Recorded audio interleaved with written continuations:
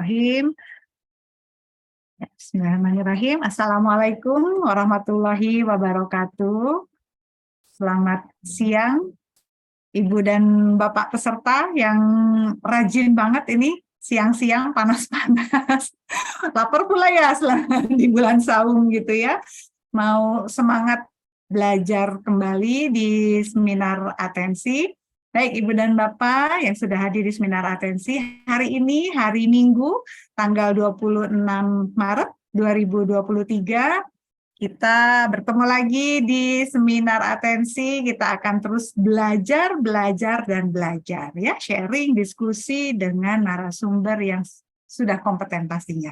Hari ini kita mengambil tema peran dan dukungan saudara kandung dalam mengoptimalkan support terhadap ABK. Ini bagus banget, ini banyak juga yang DM ke saya. Dan kita akan ditemani hari ini dengan expertnya, dengan ahlinya. Saya panggil dulu nih dengan Ibu Dr. Randa Fiera Adela, MC psikolog saya karena masih muda nih narasumbernya. Saya panggilnya Mbak Dela. Beliau seorang psikolog klinis anak remaja. Assalamualaikum Mbak Dela. Waalaikumsalam warahmatullahi Mbak Eva. Apa kabar? Alhamdulillah. Nah, ini dia narasumber kita hari ini. Mbak Dela posisi di mana? Jakarta pastinya. Nah, di Jakarta sama-sama. Dari ruangan yang adem. Spot favorit ya. Alhamdulillah, jadi sama-sama di Jakarta. Saya mengucapkan terima kasih banyak nih Mbak Dela, di antara kesibukannya masih berkenan untuk sharing ilmunya untuk kita semua hari ini gitu ya. Hatur nuhun nih Mbak Dela nih, orang Jakarta tapi Sundanya bagus banget nih Mbak Dela. Oke, kita mau kenalan dulu nih ya sama Mbak Dela. Mohon izin saya untuk share screen CV-nya nih ya Mbak Dela ya. Mungkin beberapa ada yang sudah kenal, mungkin ada yang baru kenal juga. Oke, nah, udah muncul ya. Baik, jadi narasumber kita hari ini, beliau seorang psikolog klinis anak remaja, Mbak Fiera Adela, MC psikolog. Ini lebih familiarnya dipanggilnya Mbak Dela sebetulnya ya. Beliau sebetulnya mengambil program S1 di Fakultas Psikologi Universitas Padjadjaran, mengambil lagi program Magister Profesional Fakultas Psikologi di Universitas Padjadjaran, kemudian sejak 1996 menjadi pengajar honorer di Unika Atmajaya program S1 dan S2 Magister Profesi. Mungkin sekarang sih udah nggak honorer mungkin ya Mbak Dela ya? Iya, karena memang memilih untuk honorer supaya bisa. Oke, baik. Jadi sebagai dosen honorer di Unika Atmajaya program S1 dan S2 di Jakarta. Beliau juga sebagai konsultan dan asesor SDM di Prime Resources Deloitte Touch Tohmatsu International Indonesia, Humpus Sumber Daya Mandiri, Asian Business Consultant. Kemudian sudah malang melintang nih 8 tahun menjadi konselor di PT Toyota Astra Motor, juga 8 tahun sebagai konselor di PT Showa Manufacturing Indonesia. Dan sejak 96 juga mengelola Biro Psikologi Konselor di kawasan Cinere. Nah, jadi beliau juga punya Biro Psikologi Konselor. Jadi monggo merapat nih peserta-peserta yang mungkin di daerah Cinere, tapi mungkin juga di luar Cinere menerima online juga ya, di luar kota juga menerima online Mbak Dela? Insya Allah. Nah, insya Allah ya. Jadi monggo nanti untuk mencari Mbak Dela kemana. Nah, ini nggak ada nih kontaknya nih. Beliau juga sebagai konselor profesional psikolog klinis yang mendukung kebutuhan beberapa sekolah inklusi. Dan ini sih yang paling pentingnya, Mbak Dela ini juga sebetulnya ibu dari 2 anak, putra dan putri ya Mbak Dela ya. Yes, betul. Putra dan putri, dan salah satu anaknya sebagai penyandang ADHD, Attention Deficit Hyperactive Disorder. Jadi beliau juga membesarkan salah satu anaknya yang sebagai anak berkebutuhan khusus yaitu ADHD. Jadi ini pas banget nih hari ini kita temanya. Oke, jadi pas banget hari ini beliau seorang psikolog klinis anak remaja, kemudian ibu dari anak yang juga berkebutuhan khusus, ADHD, dan beliau juga sebagai dosen pengajar. Jadi sudah lengkap, insya Allah ya Mbak Dela. Terima kasih banyak untuk waktu dan ilmunya hari ini. Oke, saya sedikit memperkenalkan atensi. Jadi, monggo Ibu dan Bapak yang sudah hadir dan juga yang mungkin nanti mendengarkan di channel YouTube, saya mengajak Ibu dan Bapak untuk follow Instagram Atensi Anak Remaja, karena program seminar Atensi Anak Remaja ini rutin diadakan setiap bulannya, tapi memang waktunya tidak menentu. Nah, jadi supaya update terus waktunya kapan ya, temanya apa ya, jam berapa, hari apa, tanggal berapa. Untuk update-nya monggo ikuti terus informasinya di Instagram. Monggo follow Instagram Atensi Anak Remaja. Sekali lagi follow Instagram Atensi Anak Remaja. Bagi yang nggak bisa hadir di hari H gimana Bu Eva? Jangan khawatir karena semua rekaman seminar atensi ini bisa diakses di channel YouTube Atensi Anak Remaja. Jadi nggak ada alasan lagi ya untuk nggak belajar gitu ya. Baik, saya dengan Eva Silvana, saya seorang psikolog klinis anak yang akan mendampingi Mbak Dela di seminar atensi kali ini. Mangga Mbak Dela, karena yang ditunggu sebetulnya bukan saya Mbak Dela. Mangga untuk waktu dan screen-nya saya serahkan ke Mbak Dela. Terima kasih Mbak Eva. Nah Mbak Eva, sebenarnya tuh kalau udah siang-siang begini enakannya tuh ngobrol gitu ya. Betul. Ya kan, lebih interaktif. Dan kemudian juga teman-teman yang hadir, terima kasih sudah hadir. Terima kasih sudah memberikan perhatiannya atau atensinya pada anak-anak berkebutuhan khusus. Karena memang itu yang dibutuhkan. Jadi sebenarnya apa yang akan kita bicarakan hari ini adalah memperluas kepedulian. Jadi cocok banget nih kalau saya bicara sebenarnya di corongnya si atensi. Ya. Terima kasih loh udah menyediakan platform ini. Sehingga kita sebagai bisa dikatakan profesional bisa bertemu dalam arti bersentuhan langsung dengan para caregiver, baik itu orang tua ya, maupun mungkin bisa dibilang teman-teman terapis, teman-teman guru, dan sebagainya. Pertanyaannya hari ini, kita mulai dengan pertanyaan. Kalau misalnya anak ini ada di dalam satu keluarga, siapa sih yang paling repot? Ya gitu ya. Nah, teman-teman, sebelum sampai ke sana, kita sebenarnya memilih topik ini pun gitu ya. Mbak Eva bisa bilang ini topik jarang banget, ini bagus loh Mbak Del. Ya sih, bener loh Kak.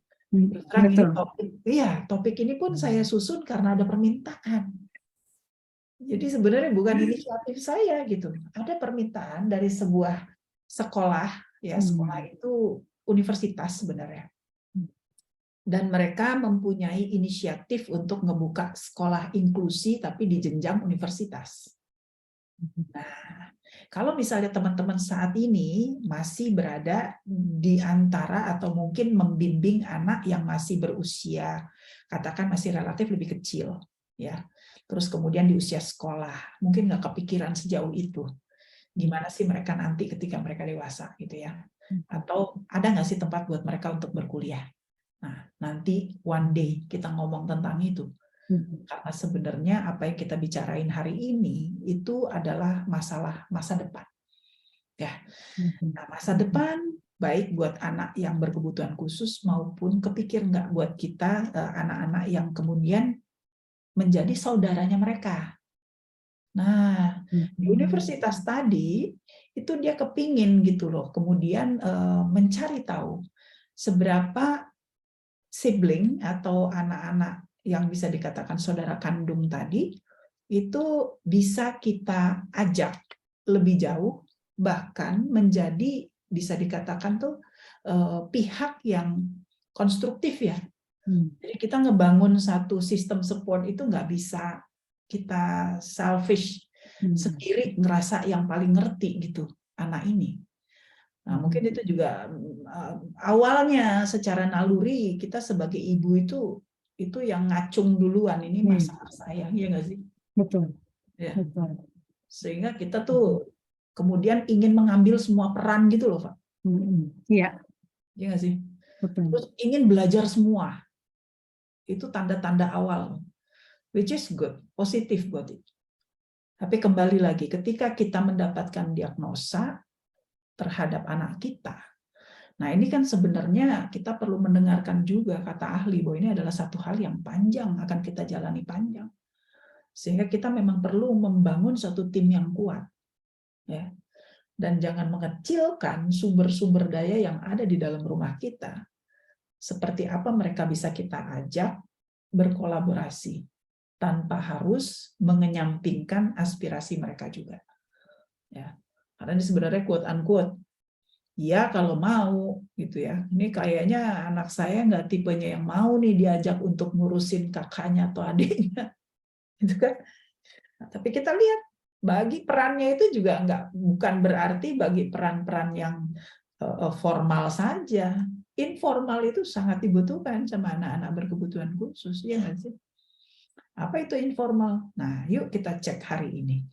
Ya, saya dikasih waktu berapa lama nih Mbak Eva? Monggo Mbak Dela, bebas. Mangga. Justru saya mau bertanya Mbak Dela, berkenannya waktunya sampai jam berapa? Kan saya tahu mau masak juga toh. Mau masak juga buat buka puasa. Oke. Monggo. Iya, saya sebenarnya hari ini tuh udah bawa bekal ini yang bisa nanti teman-teman juga jadikan referensi atau bacaan di rumah. Karena sumbernya saya ambil dari beberapa, termasuk best practice. Karena saya yakin ini teorinya nggak akan ada diajarkan di kampus, tapi tentu ada research-nya. Jadi sebaiknya kalau saran saya gitu, ketika kita mau ambil satu katakan guidance ya untuk kita mengelola anak kebutuhan khusus di rumah kita, cari yuk sumber-sumber yang memang sudah proven, udah terbukti. Ya, kalau meminjam apa yang dikatakan mau profesor saya, kamu kalau anak kamu 9 tahun belajar dari orang tua yang sudah punya anak 17 tahun. Jadi sudah proven. Gitu kan? Nah, kita pun ada kalanya dikatakan psikolog aja tuh kalau misalnya nggak pernah langsung berurusan gitu sama anak kebutuhan khusus, itu jadi confidence-nya juga menjadi agak kurang kan gitu ya Pak ya? Betul. Ya, aduh, Setuju Pak. gitu ya. Mau dibilang apakah akhirnya jadi aset gitu ya buat Mbak Dela gitu ya Pak? Punya anak kebutuhan khusus akhirnya jadi lebih, ya insya Allah jadi lebih fasih karena emang mendarat ya, di kenyataannya kan hidup 27 tahun bersama dengan dia itu ya sih kalau mau dibilang itu 24 hours ya. right, bener 24 hours, dan ini mata nih udah kebiasaan ngeliatin terus itu ya. Nah, apa kabar dengan saudara kandungnya? Nah, kita bicara tentang saudara kandungnya, biar gimana pun orang tua itu wajib adil gitu ya. Nah, pertanyaannya apakah adil harus sama? Nah, yuk kita lihat sama-sama di sini apa sih yang sempat kita kumpulkan selama beberapa waktu lalu ya. Koridor besarnya sih memang sistem support. Sistem support ini bukan sesuatu yang baru. Kita belajar anak bisa dikatakan harus komplit. Anak itu jangankan yang berkebutuhan khusus, anak-anak yang bisa dikatakan melalui tahapan perkembangannya dengan lancar-lancar saja, karena mereka bisa dikatakan anak-anak yang masuk dalam kategori tidak punya problem begitu ya, itu saja butuh support. Apalagi ananda-ananda kita yang memang mempunyai kebutuhan khusus. Masalah porsi support itu dan seperti apa bentuknya kan gitu ya. Nah, kita lihat lebih lanjut di sini. Ahli ternyata menemukan loh ya. Mungkin awalnya kita mengabaikan, tapi ahli akhirnya menemukan saudara kandung itu ternyata aset di dalam rumah. Aset buat apa? 1, pembelajaran, 2, perkembangan. Jadi masalah pada anak ketika dia mempunyai isu kebutuhan khusus, dia itu sebenarnya di 2 hal ini, perkembangan dan pembelajaran, itu butuh ekstra. Butuh ekstra. Sesimpel kalau misalnya anak yang bisa dikatakan kategorinya reguler, ketika dia dapat satu tugas, 1 kali kita berikan penjelasan dan contoh, maka dia jalan. Tapi pada ananda kita yang berkebutuhan khusus, bukan nggak bisa untuk membuat dia jadi paham apa yang kita maksud. Untuk kemudian dia memprosesnya sesuai dengan yang kita inginkan. Nah, di sini dia membutuhkan satu proses yang berbeda gitu. Ya, proses yang berbeda. Tadi si kakaknya mungkin 1 kali, 2 kali jalan gitu, tapi pada dia ya atau pada Anda yang berkebutuhan khusus mesti 2 kali 4 Jadi 8 kali. Bisa nyampe juga, tapi 8 kali. Itu yang kita sebut inklusi akhirnya. Kenapa akhirnya saya melihat bahwa inklusi ini perlu diberlakukan nggak cuma di sekolah. Ekspektasi kita masukin di sekolah inklusi dengan harapan beres tuh PR-PR di sana. Iya sih, ketika dia ada di sekolah. Permasalahannya kalau dia di rumah gimana? Gitu. Kita punya anak 4. Tadi kebetulan dalam seminar sebelumnya tuh saya mendengar ada satu orang tua dengan anak 4. Salah satunya berkebutuhan khusus. Ya, ternyata pengalaman mengurusi 3 anak sebelumnya itu membuat kerepotan-kerepotan dia yang akan dia hadapi ketika bertemu dengan anak berkebutuhan khusus itu nggak terlalu masalah lagi buat dia. Karena dia sudah punya 3 anak sebelumnya gitu loh. Tapi apakah otomatis kalau banyak anak dan kita sudah terbiasa mengasuh, maka kita juga akan lebih mudah untuk mengelola anak kebutuhan khusus? Nggak juga begitu. Ya, nggak juga begitu. Tergantung bagaimana kita membangun sistem tadi. Begitu kita korek lebih jauh, ternyata dia tidak sendiri si ibu ini, gitu ya. Dia ada mungkin bapaknya, dia mungkin ada neneknya dan sebagainya, termasuk interaksi antara kakak dan adik yang semula tidak dia sadari, ternyata itu menjadi wadah buat mentransfer, ya, mentransfer emosi positif, mentransfer keterampilan, mentransfer pengalaman sosial, ya, dan termasuk di sini anak-anak tadi bisa saling bertukar ekspresi, bisa dalam kategori yang positif ataupun negatif. Bisa dari yang anak kebutuhan khusus belajar ekspresi dari si kakak atau adik, tapi sebaliknya pun ada yang menarik Pak kasusnya itu, di mana anak yang sebenarnya regular tadi itu malah belajar ekspresi seperti kakak atau adiknya yang memiliki kebutuhan khusus. Nah, dikeluhin sama si orang tua gitu ya, kenapa nih Budel, ini anak saya itu jadi ikut-ikutan gitu loh.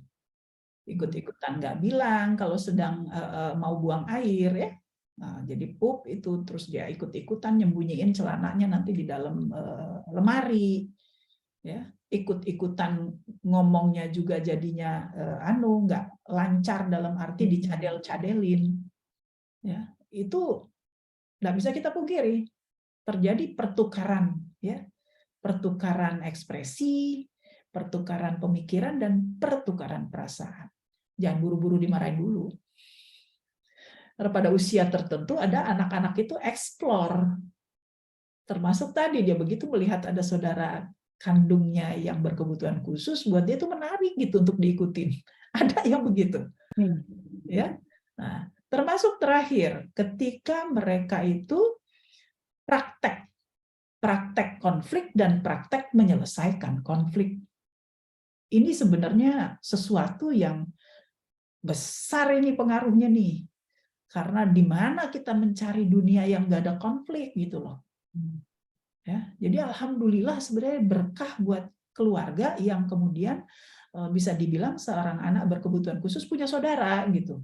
Jadi konflik pun kalau sama ahli itu dilihat sebagai satu kesempatan yang baik untuk berkembang dibanding dia mulus-mulus aja. Ya. Misalnya kita lihat dia jadinya berantem atau either si kakaknya yang mukulin adik, ada yang mukulin kakak. Tetap saja ahli melihatnya di situ ada poin belajar. Dengan konflik mereka berkembang, kan begitu. Itu sih kurang lebih ya. Jadi kalau bapak-bapak, ibu-ibu, ayah, bunda gitu ya dalam melihat ini sebenarnya ada banyak sekali ini aset ya. Kembali lagi aset dari saudara kandung ketika mereka itu terlibat langsung dengan saudaranya yang berkebutuhan khusus. Ya, oke. Ini ada pertanyaan kunci di sebelah kiri. Saya sengaja memberikan lebih banyak narasi supaya nanti kalau materi ini di-share kepada teman-teman, teman-teman masih ingat lagi tahapan-tahapannya. Jadi biar bagaimanapun melibatkan saudara kandung di dalam keluarga, di dalam satu pengasuhan terhadap anak kebutuhan khusus. Terlebih tadi pembelajaran dan perkembangan mereka itu ya akan dipengaruhi sama saudaranya. Apa yang mesti kita cek dulu dari si saudara kandung? Kita juga mesti melihat nih Ya, sejauh mana mereka ready, gitu kan? Mungkin mereka mau, tapi siap apa enggak gitu. Jadi bisa jadi mereka menolak itu karena kita belum cek nih kesiapannya. Mari kita cek dulu. Ya.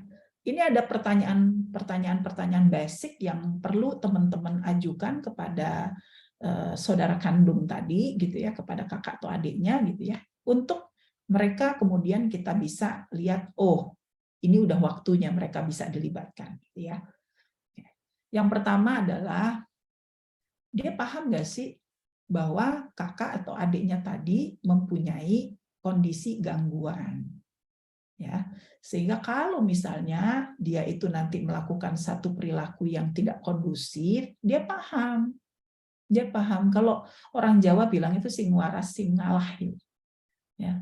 Jadi mereka tuh punya tingkat maklum, ya, tingkat maklum yang kuat. Pertanyaannya sekarang umur berapa sih mereka udah mulai maklum? Terus terang Mbak Dela tuh rada nge-push adik gitu ya untuk maklum lebih cepat gitu. Usia berapa itu? Saran aku kali ya, aku tuh nyoba dia tuh umur 2 tahun, 3 tahun gitu kan. Tapi ya akhirnya kalau saya lihat dia udah mulai bisa nerima 4 tahun sih, Pak. Oh, oke. 4 tahun. Tahun tuh lebih ya. Nah kan kalau ahli juga mengatakan mereka sudah mulai bisa menunda keinginannya. Delay gratification itu umur 4 tahun. Nah, dia udah mau ngalah itu ya 4 tahun. Even ngalah sama orang yang sebenarnya lebih gede. Iya. Karena kasus pada saya gitu ya. Yang kena gitu loh kebutuhan khusus, adanya yang kemudian harus ngalah gitu. Ya nggak gampang juga. Ya tambah anak cewek gitu kan. Harusnya si anak cewek itu secara empati berkembang lebih baik ya, lebih cepat mungkin ya. Nah, mudah-mudahan begitu. Nah, itu yang pertama. Yang kedua, apa pengalaman saudara kandungnya saat ini yang dia secara langsung ikut di dalamnya? Terus terang, semakin dia dipisahkan, semakin dia tidak digabungkan bersama dalam satu kegiatan di rumah, itu semakin jauh pengalaman saudara kandung untuk bisa dilibatkan. Nah, saya ingat tuh pengalaman pertamanya apa ya? Wah, ini mungkin lucu gitu ya, tapi menurut saya dia harus ngerti satu sama lain gitu kan. Si Ade dia sudah biasa kita ketika kita datang ke terapi ya. Terus kemudian ketika mereka main ke mall, itu Ade sudah bisa dikatakan tuh involve ya dalam paling enggak ngejagain si kakak. Jadi waktu itu karena kakaknya ADHD suka nggak bisa diem. Jadi saya beli itu dulu ada di satu toko mainan, itu kayak gelang gitu, tapi ada talinya, jadi mereka terhubung keduanya kalau kemana-mana. Kalau ke mall, ibunya pengen lihat toko-toko atau pengen lihat sepatu gitu kan ya. Nah itu biasanya saya udah bilang, ade sama abang di situ ya Nak ya, gitu ya. Umi pergi dulu lihat itu si toko jangan jauh-jauh ya. Nah itu mereka berdua gitu. Nanti si ade Anteng duduk di situ, terus si abangnya juga jadi ikutan duduk karena mirroring gitu kan. Nah tapi yang namanya ADHD kan nggak betah tuh. Wah sana kemari, terus dia ngikutin kan jadinya gitu ya. Kemana si abang pergi, tapi buat saya itu exposure sampai sekarang kalau ditanyain juga dia pasti ketawa gitu kan.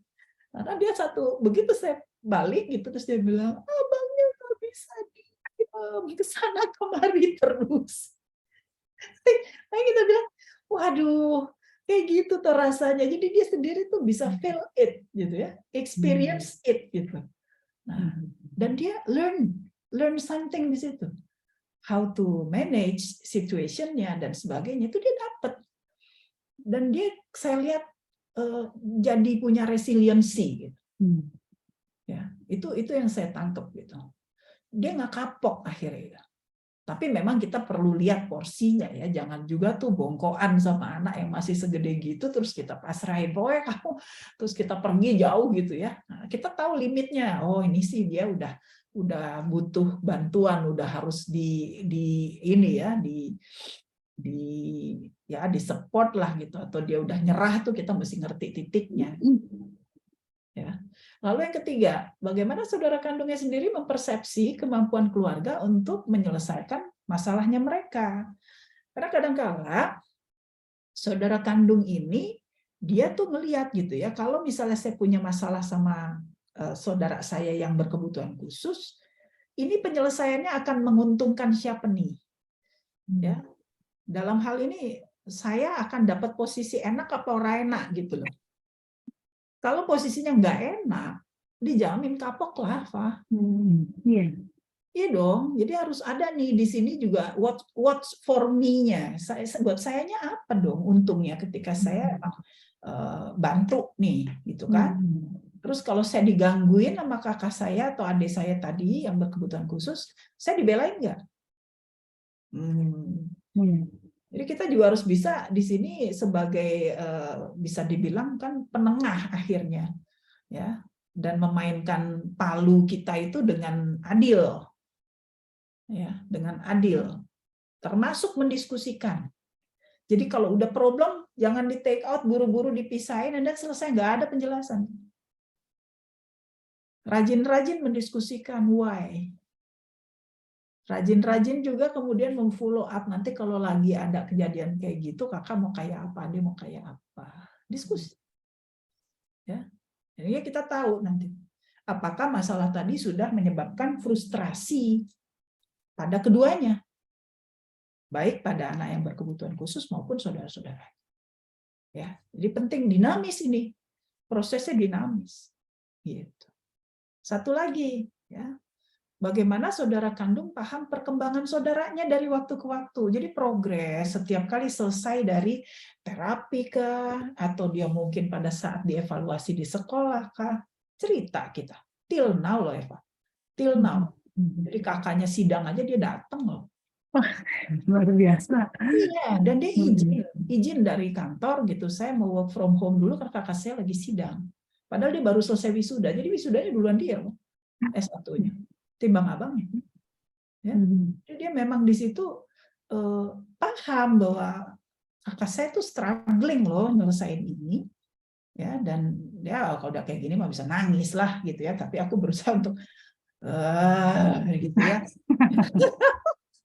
karena dia tahu gitu perjalanannya mulai dari kakaknya itu SD, dia kan lahir tuh kakak udah SD, ya kan, jadinya begitu berkembang dia bersama, bahkan dia sekolah bareng di tempat yang sama. Gitu. Saya paham dia mungkin layak untuk mendapatkan sekolah yang lebih challenging gitu ya. Karena dia sendiri juga termasuk achiever. Tapi dia paham bahwa aku harus dampingin kakak aku karena nanti kalau kakak aku ganggu kelas lain, sesimpel itu. Saya bisa ngingetin. Jadi dia at least jadi reminder. Ya, abang gini, bang, dan terus dia ngikutin gitu gaya kita bicara ketika kita itu ngingetin si kakak. Benar-benar jadi perpanjangan tangan loh, even di sekolah. Ya, nah kita juga jangan lupa melihat bagaimana perkembangannya dia. Gitu. Karena satu titik dia pernah mengatakan bahwa ketika kakaknya udah di SMA mau ke SMA dan sekolah itu sama, masih di yayasan yang sama tapi sekolahnya beda gitu tempatnya, lokasinya. Dia mengatakan kan abang udah di tempat yang beda nih gitu sekolahnya, aku boleh nggak pilih sekolah yang lain? Seketika itu juga saya bilang yes. Ya, deserve. Dia layak untuk memilih sekolah yang kemudian dia rasa disitulah mimpi dia. Jadi jangan juga matikan mimpinya. Dengan udahlah nak di sana aja biar nanti kan eksklusif beda dengan inklusif. Eksklusif itu artinya udah nih kita patok, udahlah kayak gini dibawa terus tanpa kita lihat perkembangan. Ya kan? Dia juga kita challenge. Sama, anak yang berkebutuhan khusus juga perlu kita challenge. Sehingga mereka juga kelihatan progres. Jangan buat mereka akhirnya jadi eksklusif sekali lagi. Sampai di sini mungkin, teman-teman. Ya, ini dasar awalnya. Ya, jadi kita perlu bertanya dulu. Dia terlibat apa enggak? Dia paham enggak bahwa saudaranya itu punya sesuatu? Dia paham enggak dengan perkembangan dari saudaranya, even itu kecil? Ya, jadi kita tidak bandingkan. Dia udah diajarin nih untuk ngebandingin saudaranya tadi dari waktu ke waktu. Bukan dia dibandingkan sama kakak lain gitu ya, atau adik lain. Oh, teman aku kakaknya gini, teman aku adiknya gitu. Bukan di situ. Ajarkan dia untuk melihat bagaimana perkembangan saudaranya tadi day by day. Gitu. Dan ajak merayakan bersama. keberhasilan walaupun kecil gitu ya dari saudara-saudara tadi. Gitu. Oke. Nah, kalau saya lihat di sini foto-foto ini sengaja saya ambil, ini foto-foto real nih. Bagaimana saudara kandung itu selalu ya, kalau saya lihat di sini didekatkan. Dan mereka tuh nggak tahu saya, wallahu alam ya. Kelihatannya tulus sih mukanya gitu ya, nemenin saudaranya itu. Itu yang kita butuhin sih tulusnya itu. Ya. Lihat dong ini. Nah, sih tadi. Balita itu kamusnya di mana-mana selfish. Tapi umur berapa dia udah mulai bisa tadi ngebagi perhatiannya ke saudara kandungnya. Aduh, kalau lihat foto ini tuh rasanya tuh ya. Pelajarannya kayak yang pelajaran hidup ya. Ini life skills loh. Life skills, nggak ada teorinya, tapi kita tahu bahwa kasih sayang itu sebenarnya ada di mereka. Pasti mereka kesempatan untuk one on one. Ada risiko nggak? Jelas. Buat kasus-kasus yang punya masalah gangguan perilaku, berbahaya ngedeketin adik kayak gini ya nggak sih? Bisa ada yang didorong, ada yang ada, pengalaman itu mah ada. Tapi kalau kita tak pernah kasih kesempatan, maka dari kecil dia nggak ngerasakan. Jadi bagaimana dia gedenya nanti bisa involve lebih jauh. Attach dulu ya sama saudara.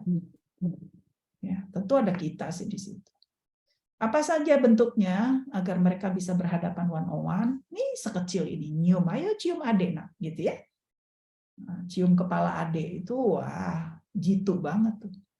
Yang tadinya tuh mungkin keras hati ya gitu. Kan kita kadang-kala dia mau meluk yang ada ngeremes itu ada banget tuh. Jadi meluk aku mau sayang adek, iya tapi kamu nakal. Nah kalau udah kayak gitu kan akhirnya ya kan kesempatannya jadi makin kecil. Ya udahlah soalnya suka diplok gitu kan. Nah itu yang kita ajarin, ambil tangannya. Nah kayak gini segini cukup ya nak. Kiss adek boleh kiss gitu kan. Nah, tapi kissnya segini aja biar adeknya nggak ini. Jelasin. Pakai bahasa sederhana jelasinnya. Ya, kasih kesempatan hanya bermain sedikit aja apa kayak gitu nih kan kebetulan ada binatang di situ, ada binatang piaraan ya, bisa ngelus-ngelus kucing bareng misalnya gitu. Ya, terus kemudian kalau mereka sudah punya imajinasi yang lebih tinggi, nah itu baru bisa kita jelaskan, adek itu kan kamu punya adik bayi harus disayang. Nah, bisa pakai kata-kata begitu kalau dia memang sudah paham dengan verbal yang lebih yang lebih baik gitu. Tapi kalau anak-anak yang terlambat bicara dan sebagainya itu lebih banyak dengan langsung action seperti ini. Oke, ini umur segini. Umur berikutnya ya, saya punya yang per usia nih per usia perkembangan. Ini usia sekolah.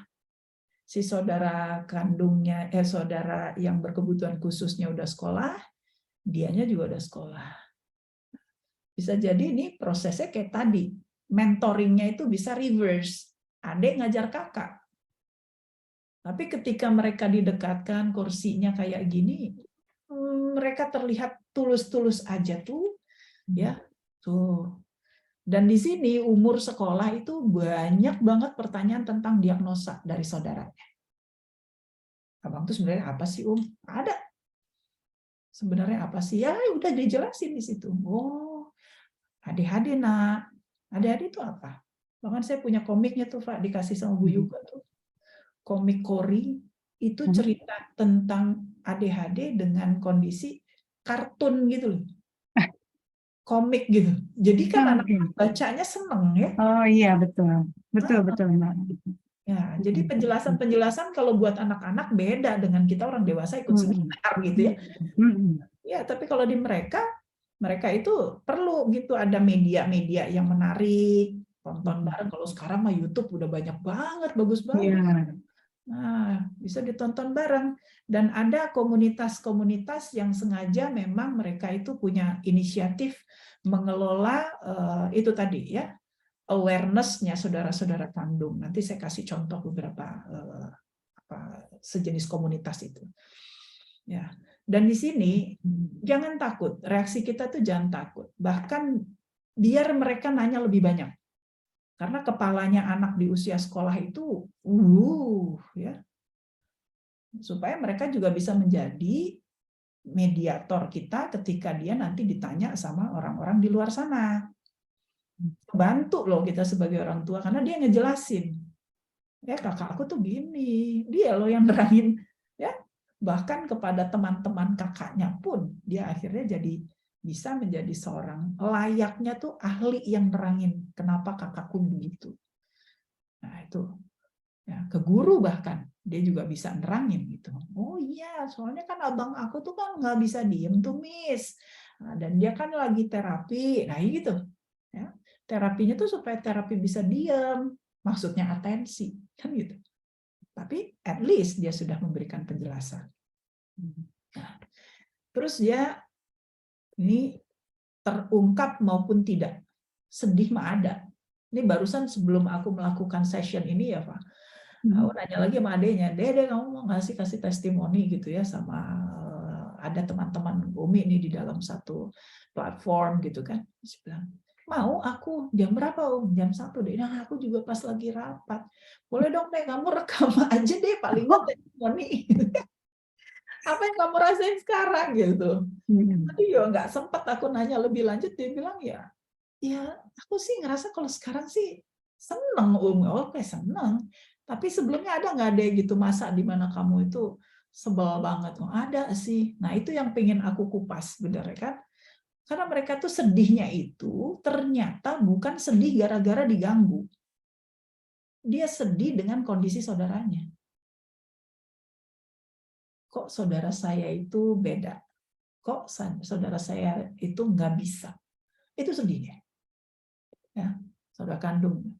Nah, oleh karena itu, ketika mereka bisa lebih sering didekatkan, itu akan sedikit mengurangi kesedihan itu. Ya.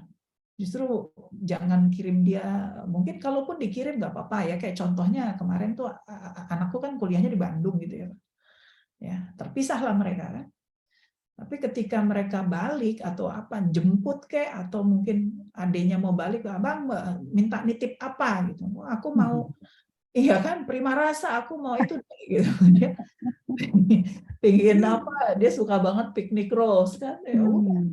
Jadi ya ada antar mereka tuh masih tetap ada aktivitas yang bikin mereka bersama gitu walaupun dipisahin ya. Gitu. Jangan pikir mereka nggak ngerasa kehilangan. Ada rasa kehilangan. Ya. Terus ketika teman-teman banyak nanya tentang saudaranya, terutama pertanyaan waktu zaman sekolah tuh kan aneh-aneh. Kakak kamu tuh gitu ya. Itu bikin kesel ya. Ikut mempermalukan dia dan ikut ngenain harga dirinya. Terlebih kalau dia misalnya emang lagi berjaya di situ ya, prestasi dia lagi bagus misalnya. Itu kayak ada sedikit mencoreng, bikin kesel. Ya, bikin kesel. Nah, untuk seperti ini tetap kita dengan tenang menjelaskan bahwa jenis gangguannya ini yang membuat dia menjadi disruptif, mengganggu atau menjadi aneh. Ya, karena ada kalanya dibilang freak banget sih, itu dia. Wah, dia keganggu banget tuh dengan dibilang abangnya freak. Ya. Tapi dia harus punya jawaban kan gitu. Biasanya membandingkan itu biasa. Di sini memang mereka mulai nih muncul alasan-alasan baru ya saudaranya kenapa mereka mulai ngejauhin karena perkembangan dia begitu cepat di usia sekolah tuh kan anak cepat perkembangannya. Sementara nih si saudaranya tuh nggak secepat itu. Nah, sehingga kita tanpa kita sadari kan memberikan perlakuan lebih. Lesnya dilebihin, apapun ya, kayaknya investasi kita keluarkan lebih banyak. Gitu. Beli pensil aja contohnya. Kalau ke Gramet. Aku boleh nggak beli pensil ini juga? Itu pensil yang ada segitiga itu kan. Itu kan lumayan tuh harganya. Lira kayak atau apa Staedtler kan. Sementara dia pensilnya pensil yang biasa gitu kan, harganya jauh. Ya boleh aja deh kalau emang Ade mau, tapi kira-kira Ade butuh nggak? Aku gitu. Ade butuh nggak? Karena kan Ade kan grippingnya masih bisa kalau yang bulat. Nah, kalau dia alasannya aku pengen nyoba, ya sudah silakan. Ada juga tuh yang kecil tapi nggak segede yang abangnya pakai ya. Kalau yang abangnya pakai kan gede banget. Nah, itu kita bisa diskusi karena dia sendiri kepengen aku tuh masih diperhatiin ya sih sebenarnya gitu ya. Di umur segini tuh sensitif di situ. Membandingkan tuh lebih kuat ya di usia ini dibandingkan yang sebelumnya. Nah, ini yang mesti kita jaga. Kasus yang banyak masuk kalau di tempat praktek aku yang umuran segini nih, Pak. Iya. Nah, mereka mulai kritis nanyainnya. Dan kita biasanya sudah mulai lelah menjelaskannya. Iya. Ya kan? Nah, makanya mereka butuh tuh yang namanya grup counseling gitu atau grup ini grup ya. Jadi dia bisa curhat di situ. Oh iya, aku juga gitu. Kebetulan kalau di sekolah inklusi dia bisa ketemu sama saudara teman-teman dia yang juga punya saudara berkebutuhan khusus. Jadi she's not alone dan gitu ya. Itu penting banget. Curhatnya ada. Ya. Oke. Nah, lanjut di sini. Ini kalau dia udah mulai masuk usia teens. Waduh, ini kalau dibilang temenin, apa sih mah gitu, udah males. Ya, apalagi kalau dia dijadiin tumpuan untuk menjaga. Ya, ini pinter-pinter nih caranya untuk bisa memberikan satu tugas. Jangan terlalu nuntut. Nanti muncul tuh reaksi-reaksi karena kata-katanya juga udah mulai bersayap umur segini. Ya. Jadi pakai pujian, ada nih. Kamu keren banget loh, Kak. Saya agak basi ini, tapi jangan juga lebay gitu ngomongnya. Ya. Oh, keren banget loh. Ya, kamu boleh habis ini mau main sama teman kamu boleh tapi jagain bentar ya, Nak ya. Gitu. Ada lah ininya. Oh, habis itu boleh deh kamu main sama siapa? Sama si Anu ya, kita juga perhatiin. Nanti kamu nanti mau nonton, nggak apa-apa. Temenin dulu boleh nggak, Nak? Sama si Mama mau ini. Gitu. Ya, pakai bahasa yang bikin mereka itu ngerasa dihargai. Ya. Oke. Terus jangan terlalu berharap ya, karena mereka juga sibuk. Les ina inu gitu ya, ekskul ina inu, teman banyak gitu. Belum lagi kalau ternyata kepilih OSIS ya. Ya, mereka juga pengen loh berupaya keras untuk jadi seseorang yang berhasil. Dia pengen hidup ideal. Di sini kan abstraknya udah mulai kuat ya, anak-anak ini pingin jadi sesuatu, idola-idola udah mulai mengganggu kanan kiri, dia pengen jadi begitu juga, nonton konser Korea lah gitu kan. Dan mereka juga ngerasa aku juga pengen mandiri nih, ya, tidak diganggu dengan urusan-urusan yang bisa dibilang membuat saya jadi repot gitu ya, harus mengurusi saudara tadi gitu ya, yang bisa dibilang butuh masih atensi penuh. Dia juga ngerasa butuh hidup sehat. Nah ini dia udah mulai bisa membedakan ini healthy, this is not healthy. Ya, mereka mulai ngerti well-being, mulai ngerti kesejahteraan mental buat dirinya juga. Nah, oleh karenanya kebutuhan akan counseling ketika mereka di sini sudah mulai kelihatan agak sedikit gitu ya, agak sedikit upset. Nah, bolehlah mereka itu dikasih kesempatan untuk counseling juga. And for your info ya, Pak, aku udah punya juga konselor gitu ya, untuk dia bisa curhat dan bukan nama ibunya gitu, bukan nama ibunya. Biar dia cari, dia pilih sendiri. Dan sampai saat ini dia masih punya hubungan baik gitu sama konselornya itu gitu kan. Dari anak-anak ya, dari usia anak ya. Betul, terutama yang umuran 12-13 ini Pak. Waktu itu dia udah mulai ngerasa butuh. Awalnya sih dia bilang kayak mau pilih jurusan atau apalah, tapi aku tahu pasti banyak titipan lain dan dia nggak mau buka. Aku sama Kak Titi ya, oke. Dan dia kalau lebaran ini udah mulai nih sibuk nih, Kak Titi dikasih apa ya Om? Ya kita legowo aja, bukan ke kita pilihannya. Itu rupanya privilege buat mereka jadinya gitu. Dia ngerasa bahwa oke, investasi kita gede ke si saudaranya, tapi ke dia juga ternyata orang tua tuh aware kok bahwa saya juga butuh disehatkan gitu ya. Betul. Anggap kayak ini aja Pak, kayak servis besar gitu ya, kalau kita Ya, ya kan? iya, betul. Mereka juga butuh banget itu memang. Butuh. Dan stress management jadinya kalau dengan mereka bisa curhat itu ya. Nah, atau mungkin dia butuh waktu untuk liburan yang benar-benar package-nya sendiri. Me time ya. Me time, nginep rumah temen lah, itu udah mulai dari SD, bahkan kalau seingat aku kelas 5-6 dia udah mulai minta over ya. Nah, ketika dia udah mulai dewasa, dalam arti ini SMA agak-agak akhir lah ya, rancang masa depan itu, mereka sudah layak untuk bantu ABK-nya juga ketika mereka sudah sama-sama gede. Nah, memang di sini perhatikan betul, bisa nggak ya kalau si saudaranya yang ABK itu juga dikoskan gitu ya, ngekos. Nah itu banyak orang tua yang bisa nggak ya dia atau sekolah berasrama.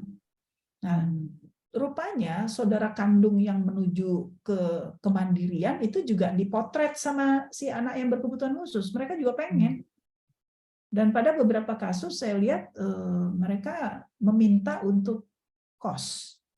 Ya, ini kebetulan aku sama student centernya BINUS tuh kerjasama banget tuh, Pak. Oke. Dan mereka banyak yang ketika udah kos, dan di situ bukan kayak kos ya, tapi kayak asrama gitu. BINUS tuh punya, nggak mau pulang tuh ketika dia udah di sana. Malah seneng di sana ya. Senang di sana. Padahal orang tua tahu mereka tuh kelihatannya tuh untuk ngurus dirinya memang fully support ya. Cateringnya harus di situ, laundrynya semua. Tapi perasaan bahwa dia juga ngedapetin otoritas, otonomi, kalau saya bilang tuh otonominya, itu juga terpancing oleh si saudara kandungnya yang udah kos, kan gitu. Masa saya enggak? Itu satu. At least, kalau dia mau pergi kemana-mana, dia udah minta ada kendaraan. Ada teman saya itu kebetulan kasusnya anaknya ASD. Dia milihnya ke London School Beyond Academy, which is itu di Sudirman ya. Rumahnya dari kawasan Cinere Depok situ. Dan dia ngotot banget. Mamanya bilang dia harus diantar. Dia enggak, aku mau naik kereta gitu kan. Mau tak mau harus kita bantu coach bimbing dia karena dia udah punya kebutuhan itu. Nah, biasanya saudara kandung itu kita minta tuh, kamu berdua aja ya ke sana ya, nak.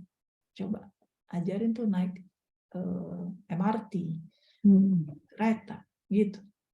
Ya, saya agak sedikit dalam tanda kutip prihatin nih Pak, ketika kita eksklusif mulai dari TK sampai kuliah masih kita nganterin. Even untuk pendaftaran juga. Nah itu yang diceritakan sama institusi tempat saya presentasi ini gitu. Itu loh Mbak Del, di kita itu masih benar-benar yang ngisi formulirnya juga masih orang tua. Padahal kasih kesempatan, dia berdua kan berangkat enak tuh kalau kakak beradik. Masa nggak bisa? Bisa lah. Ya, masalah nggak yakin tuh di dalam diri kita nih orang tua. Tapi mereka, they can do that. Serius. Tapi mesti kita bahwa banyak nanti ada ketidaksempurnaan, nggak apa-apa. Ya. Dianya juga ngerasa gitu, aku udah nggak sama orang tua lagi loh, gitu. Ya, jadi beda diantar sama saudara. Gitu. Sama diantar sama orang tua. Gitu ya. Lanjut di sini. Nah, ketika dalam proses tadi berjalan, kan tadi saya juga katakan perlu juga mengukur termometernya, nih perlu ada juga yang kita pakaikan ke saudara kandung yang menolong menolong kakak atau adiknya yang berkebutuhan khusus. Ada masa mereka itu senang, ada merasa mereka sedih ya, jadi ada ups and down-nya. Nah, terus kemudian lihat tanda-tanda di mana mereka mulai ngerasa aku capek harus terus ngalah. Nah, psikolog kalau memang ada hadir di dalam ruangan ini, garapan kita ada di sini. Bagaimana kemudian mengangkat kembali emosi positif seseorang yang merasa diperlakukan tidak adil. Akhirnya jadi lebih sensitif. Gitu ya. Ini berdampak. Mereka juga nggak akan ngebuka gitu loh, bahwa ini penyebabnya karena aku nggak happy gitu dengan punya kakak atau adik. ABK, ya. Dia nggak akan tega menceritakan itu, tapi sebenarnya secara emosi dia kekuras gitu loh. Nah, ini yang dia perlu punya ruang tadi saya bilang untuk konsul. Ya. Mukanya nggak akan bilang begitu, tapi sebenarnya batinnya mengatakan saya sebenarnya nggak capek, suruh ngalah terus. Nah, ini perlu cara sehat untuk mengatasi tadi ya, sudah saya sempat ceritakan, lihat usianya, apa yang kemudian menjadi harapan-harapan mereka untuk bisa tadi mendapatkan dunianya kembali gitu ya, happiness-nya. Nah, makanya tadi hobi, rekreasi, ternyata tuh cukup bantu untuk paling tidak emotional focus ya, membuat hatinya jadi senang lagi gitu. Walaupun faktanya kan dia nggak bisa memungkiri bahwa masih ada saudaranya itu di dalam rumah dengan segala problemnya gitu loh. Tapi at least dia kayak jadi dapat sejenak ada anulah, melepaskan lelah mentalnya ya, fatigue-nya. Nah, tandai perubahan emosi ketika mereka itu ya caranya ngelihatnya gimana sih? Tidurnya telat nggak? Ya. Selera makannya, moodnya, mau ngurus diri apa enggak, ya. Terus tanda-tanda kecemasan dan depresi. Biasanya dibantu sama psikolog, bisa dilihat ini. Kalau tanda itu ada, nah ada waktunya tuh hubungi profesional. Ya. Nah, apakah saya pernah mengalami ini? Pernah banget. Jadi waktu dia ke SD kelas 2, itu tertangkap oleh guru, dia itu si saudara kandung nih ya, si Ade, bilang kok kayaknya PD-nya turun ya Bu Del dibanding waktu TK. PD-nya. Nah, akhirnya kepercayaan dirinya itu juga digarap karena di situ sekolah inklusi, maka dia juga menerima satu program yang agak sedikit dikemas khusus buat dia gitu. Terkait dengan kepercayaan dirinya. Programnya menarik. Jadi waktu itu dia diminta menjadi buddy buat teman dia yang berkebutuhan khusus. Jadi tetap ke situ kan capek tuh. Tapi perbedaannya dia dapetin student of the month. Nah, jadi label bahwa dia itu adalah anak yang bisa mengantarkan seorang anak yang tadinya takut ke sekolah itu bisa mau ke sekolah. Programnya menarik. Dia bukan berkebutuhan khusus yang bagaimana ya temannya itu, tapi yang jelas punya masalah social anxiety, social phobia. Jadi turun dari mobil aja udah nggak mau gitu kan. Nah itu programnya kalau nggak salah berapa kali ke PIM gitu loh, Pondok Indah Mall. Itu jadi efek terapinya lumayan tuh, ke PIM tiap minggu. Ada kali dia 3-4 kali tuh nemenin anak yang tadinya itu school phobia atau social phobia. Nah itu dia catat banget karena apa? Ke PIM dia akhirnya jadi senang dan anak itu jadi teman baik dia, dan alhamdulillah sampai sekarang malah temennya itu yang nikah duluan. Jadi bisa justru kehidupannya itu karena dia anak tunggal ya, tapi dia malah justru mendapatkan ini nih apa lebih dulu masuk ke dalam tingkatan yang iya, ini dia masih di dalam tahap masih pacaran tapi temannya udah nikah malah justru. Ya, yang dia bantu. Iya betul. Nah, itu tapi senang menceritakannya. Jadi mereka melihat bahwa oh iya ya gitu ya, ternyata bisa saja gitu dia kemudian diberi satu kepercayaan gitu ya di luar untuk menolong orang, dan itu berbayarnya adalah satu bentuk pengakuan ya. Jadi anak-anak umur-umur yang udah agak remaja itu nggak selamanya bentuk apresiasinya materi gitu ya. Oke. Nah, ini dia yang tadi saya katakan, komunitas di mana mereka itu memberikan satu program di mana anak-anak sibling itu teman saudara-saudaranya gitu ya dari anak kebutuhan khusus tuh mereka bisa dapetin program relaksasi bersama, curhat bareng. Kebetulan di sini fun activities-nya ada art, crafts, games, dan pizza ya. Sharing stories gitu, sharing concern, pokoknya suasana dibikin joy, ada challenges. Ya keren nih Pak kalau bisa. Di mana ini Mbak? Ini di Amerika. Oh, nanti di Indonesia Mbak Adela yang bikin ya? Ayo, ya makanya ayo kita kolaborasi. Kapan? Ini bagus banget ini, bagus sekali. Bagus banget. Dan itu ada temanya kan, jadi rutin tuh 9.30 sampai 12.30 kan 3 jam ya. Udah dengan activities. Super anaknya cuma $5. Kalau misalnya dua orang jadi bisa diskon $3 per anak. Ini bagus banget ini. Bagus ya, keren ya. Kayaknya udah bisa nih psikolog yang muda-muda gitu kan ya untuk kemudian bikin mulai dari sini. Jadi ya kan? Iya tuh di kolom chat udah masuk tuh sibling support perlu banget katanya. Ayo Mbak Dela. Kita juga bisa nih volunteer ya yang emang pinter art, pinter craft gitu ya. Betul. Mereka gitu. Betul. Oke, ya. Nah ini contohnya, gimana saudara kandung itu bisa ikut nih, mulai dari kecil loh udah diajak juga, ya kan, buat konsultasi kakak gitu. Oke deh. Nah di dalam sesi workshop ini sebenarnya yang akan dibangun adalah rasa percaya, ya, rasa percaya dan aman di dalam grup. Terus mereka juga mengenali pengalaman dan kebutuhan yang unik di tiap keluarga. Oh ternyata teman-teman saya juga tuh nyeritain tentang saudaranya gitu kan ya. Oh aku juga pernah nih, misalnya aku dipukulin sama kakak aku gitu kan ya. Aku juga tuh mainannya pernah direbut dan sebagainya. Itu difasilitasi sama ada moderatornya nih. Ya. Iya, itu bagus banget.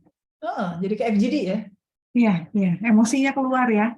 Benar. Ekspresi emosinya ya. Yes. Dan satu lagi kan you're not alone. Nah, betul. Kita tahu efek dari grup terapi atau grup konseling itu adalah sebenarnya sharing, ya, sharing feeling, sharing thinking gitu ya, ideas, ya, experience gitu. Nah, yang kedua, kalau saudara-saudara kandung ini ada yang tipenya masih belum bisa mengekspresikan sepenuhnya apa yang terjadi, tapi mereka itu tipe anak yang nggak mau nyusahin orang tua, itu juga ada loh. Dia nggak enak gitu ya mau ngomong bahwa aku sebenarnya keganggu, aku sebenarnya malu punya saudara begini gitu kan ya. Nah, sesi curhat ini selain tadi diskusi kelompok mungkin dia masih pasif ya. Ada sesi khusus nih, sesi curhat malam katanya. Dan biasanya anak-anak ini lebih kebuka. Jadi ketika mereka itu diberi kesempatan untuk curhat di malam hari sebelum tidur gitu ya, itu bisa keluar. Ya. Kalau misalnya di dalam grup tadi belum terlalu keluar, maka mungkin sudah dibutuhkan tuh sesi curhat malam. Ya. Oke. Nah, kemudian kalau saja saudara dia yang ABK tadi itu butuh banyak bantuan, maka ada yang bisa sebenarnya kita lakukan, mereka diajak diskusi. Nah, itu kira-kira yang mau kamu ambil part yang mana nih? Jadi kalau kita mau ngebagi tugas, biarkan mereka kemudian milih. Ya, jangan kita yang kemudian memerintahkan atau kemudian menginstruksikan. Oke, ada yang mau ambil yang mana nih partnya? Mau bagian ngejemput atau bagian nganter misalnya gitu ya, sama Pak Supir. Ada supir, tapi ya ketika kakak atau adik tadi ikutan di dalamnya, dia sendiri tuh dapat tuh mengasah ya wawasan sama keterampilan dia. Jadi kita lihat begitu pulang, aduh pinter banget kakak udah nganterin tadi ya, gitu ya. Atau adik udah nganterin kakak ya tadi. Terus gimana deh tadi ada apa? Katanya apa tuh guru lesnya bilang apa ya? Itu bikin mereka tuh jadi apa namanya? Bukan sekedar menjadi orang yang harus mengantarkan ya, tapi juga dia bisa di sini mengevaluasi mungkin. Oh, Mbak, kayaknya kakak tuh nggak terlalu senang deh sama guru yang ini gitu ya. Nah, itu jadi lebih apa dia? Jadi lebih peka gitu ya terhadap situasi. Kebetulan proyeknya adalah kakaknya gitu atau adiknya. Tapi ilmunya. Nah, tapi ya memang sayang ya Pak itu tetap nggak kepengen jadi psikolog tuh anak aku dulu. Itu dia. Harusnya bekal ya. Ya malah lebih peka ya harusnya mereka ya. Ya, Tapi kelihatannya dia tetap memilih yang lain. Nah, at least dia punya bekal untuk once. Nah, menarik. Iya. Waktu dia itu ke sekolah yang sekolah reguler, dan di situ kan nggak inklusi, jadi nggak ada perlakuan khusus gitu buat anak kebutuhan khusus. Dia yang duluan. Oh, Hebat. dia tarik aku. Usia berapa itu? Itu waktu dia SMA kelas 1 apa? Ya. Terus dia bilang, oh tolong liatin deh, ini kayaknya teman aku tuh sesuatu gimana gitu ya. Jadi dia tuh jadi lebih peka, dan teman-teman yang lain tuh ngelihatnya cuman ini anak annoying gitu. Tapi dia perspektifnya beda gitu. Anak pasti sesuatu deh, Om. Kayaknya kalau aku duganya tuh ada nih, Om, masalah atensinya gitu. Aduh, malah keren banget, Mbak. Jadi dia jadi bisa nemuin itu, terus dia bilang sama guru BK-nya, Bu, nggak bisa kalau dia jangan digituin gitu loh. Dia jadi akhirnya ngasih suggestion karena mungkin di sekolah itu nggak terbiasa ya. Iya. Kasus-kasus itu. Dia yang bilang, malah dia temenin gitu. Terus dia cara dia ngasih instruksi juga, ini kebetulan anak itu ADHD. Kalau saya lihat itu jadi anak itu rambutnya suka lupa disisir atau nggak mau disisir ya, jadi kusut gitu kan. Dia kasih tahu, kamu harus sisir rambut kamu, gini. Kalau nge-charge kan, kalau nge-charge tuh dominan gitu, nggak mau orang lain tuh akhirnya nggak boleh nge-charge di situ, cuman dia doang. Jadi kasih tahu sama dia gitu ya. Jadi saya bilang, oh oke deh. Iya, ilmunya udah banyak, pengalamannya udah banyak ya. Pengalaman, betul sekali. Ya, oke. Nah, kemudian tapi alhamdulillah temennya itu masuk ke ITS terakhir. Oh, subhanallah, keren banget. Luar biasa. Ada ADHD ya? ADHD tadi ya?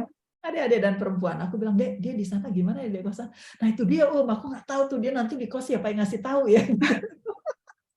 Jadi Dia masih mikirin juga ya? masih dia mikirin itu planningnya tuh udah langsung siapa, dia harusnya kosnya sama siapa gitu.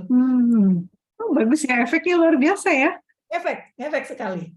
Efek sekali. Dia langsung tuh mapnya di kepala dia. Iya, betul. Gitu.